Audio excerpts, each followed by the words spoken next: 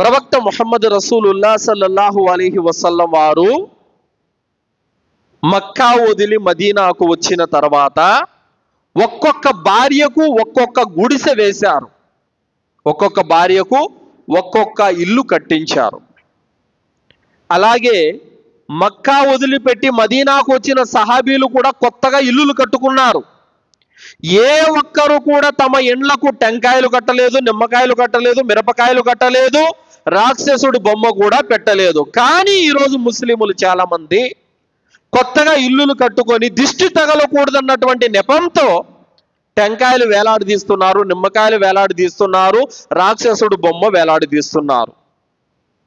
ఇలా చేసినట్టయితే గనక తన విశ్వాసంలో లోపం ఏర్పడుతుంది.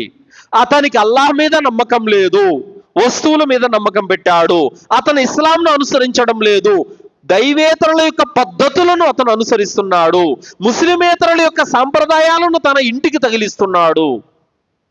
ఒక ముస్లిం యొక్క విశ్వాసం ఇలా ఉండకూడదు సోదరులారా. అల్లాహ్ సుబ్హానహు తఆలా అతని ఇంట్లో బర్కత్ ఇవ్వాలంటే అతను ఏం చేయాలి? ఖురాన్ పారాయణం చేయాలి. ఇంట్లో ఖురాన్ పారాయణం చేస్తే శైతాను యొక్క కీడు నుండి, కలతల నుండి అతను రక్షించబడతాడు.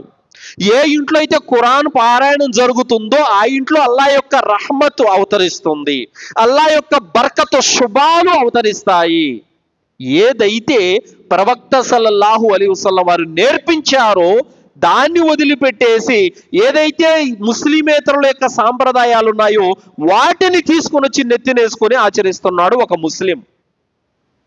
కావున ఎవరైతే ముస్లిమేతరుల యొక్క సాంప్రదాయాలను అనుసరిస్తారో అలాంటి వాడు వారిలోని ఒకడిగానే పరిగణించబడతాడు.